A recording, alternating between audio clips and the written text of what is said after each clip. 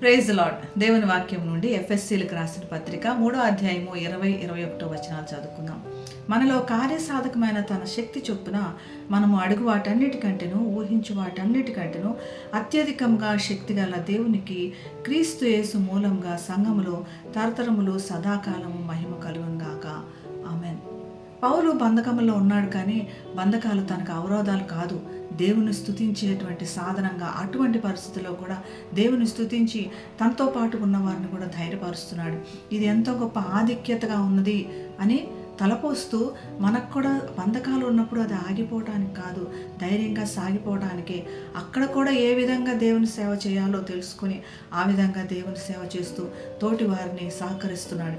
యేసు ప్రభు తన అత్యధికమైన మహిమను వదిలిపెట్టుకొని మనతో సహోదరునిగా వసించడానికి వచ్చాడు.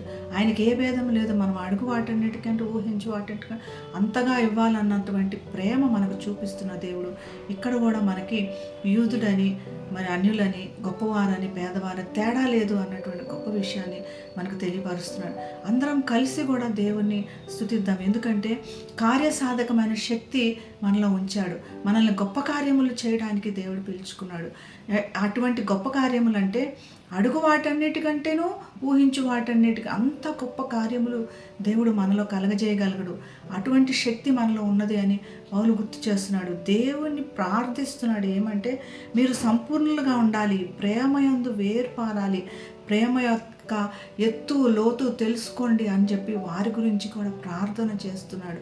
దేవుని యొక్క అత్యధికమైన శక్తి ఊహించు వాటన్నిటికంటే అడుగు వాటన్నిటికీ పొందగలిగిన శక్తి పొందుకోవాలంటే మనల్ని మనం సిద్ధపరచుకోవాలని పౌలు చెప్తున్నటువంటి వాక్యాలు తీసుకుందాం.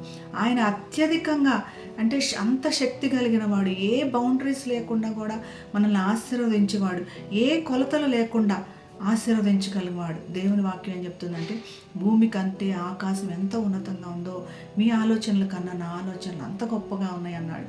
ఇటువంటి గొప్ప ఆలోచనలు కలిగిన దేవుని స్తుతిద్దాం, యుగయుగములు స్తుతిగా చెల్లిద్దాం. ప్రార్థన చేసుకుందాం. పరిశుద్ధమైన యేసయ్య, నువ్వు మమ్మల్ని ప్రేమిస్తున్న విధానం బట్టి నీకు కృతజ్ఞతలు ప్రభా. మీకు యుగయుగములు మహిమ కలుగును గాక. దాన్ని మమ్మల్ని ఎంతో అత్యధికంగా ప్రేమిస్తూ ఎంతో అత్యధికంగా ఆశీర్వదించాలని కోరుకుంటున్నందుకు నీకు కృతజ్ఞతలు చెల్లిస్తూ యేసు నామమున ప్రార్థిస్తున్నాం తండ్రి. ఆమేన్. Have a blessed day. God bless you.